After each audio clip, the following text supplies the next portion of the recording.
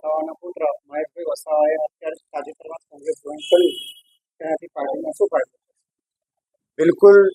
ગઈકાલે જન આક્રોશ યાત્રા દાહોદમાં પહોંચી હતી અને એ વખતે છોટુભાઈ વસાવા જે દક્ષિણ ગુજરાતના દિગ્ગજ નેતા છે, એમના પુત્ર અને 2 વખત દેડિયાપાડા વિધાનસભા વિસ્તારમાંથી ધારાસભ્યનું પ્રતિનિધિત્વ કરતા એવા મહેશભાઈ વસાવા ભારતીય રાષ્ટ્રીય કોંગ્રેસમાં જોડાયા છે. અને એમના જોડાવાથી ખાસ કરીને જ્યારે દક્ષિણ ગુજરાતમાં કોંગ્રેસનું મહત્વ તો છે, પરંતુ આ પાર્ટીએ પણ પોતાનો પગ પેસારો કર્યો છે.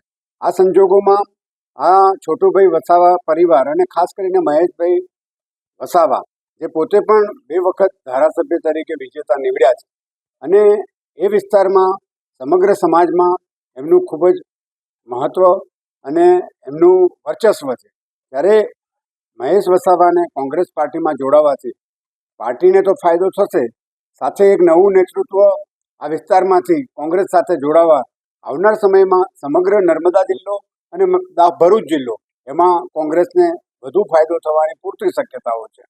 શું આવનાર સમયમાં ઝઘડિયા બેઠક પરથી ઉમેદવારી કરી શકે છે? ના, કોઈ વસ્તુ એ છે કે તમે કોઈ પણ ટિકિટ આપવાની વાત એક રાષ્ટ્રીય નેતૃત્વ અને હાઈકમાન્ડની હોય. અત્યારે વાત એ છે બિનશરતી રીતના એ ગઈકાલે અમારી આક્રોશ યાત્રા જ્યારે દાહોદ પહોંચી હતી એમાં જોડાયા છે.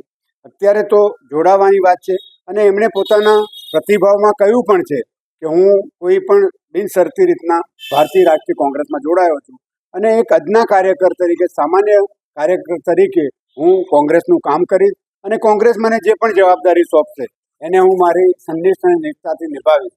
એટલે વાત અત્યારે એ કોઈ નથી, કારણ કે હમણાં કોઈ ચૂંટણીઓ પણ નથી અને જ્યારે ચૂંટણીઓ આવશે કે બીજી બાબતો આવશે ત્યારે એ સમયે રાષ્ટ્રીય નેતૃત્વ, રાજ્યનું નેતૃત્વ જે નક્કી કરે એ તરફ નિર્ણયો લેવાશે. ભાજપમાંથી કોંગ્રેસમાં જોડાયા, શું ભાજપનું ઘટતું પદ કહી શકાય? બિલકુલ.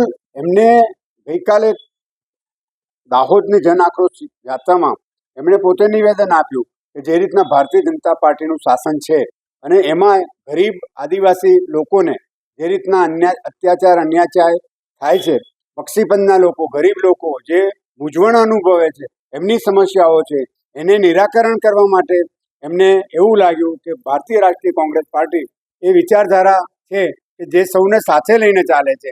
એટલે એમને પોતાની રીતના અને પોતાના મંતવ્યોની સાથે અને પોતાની લાગણી સાથે એમણે ભારતીય રાષ્ટ્રીય કોંગ્રેસમાં જોડાયા અને ભાજપ સાથેથી એમણે છેડો પાડ્યો.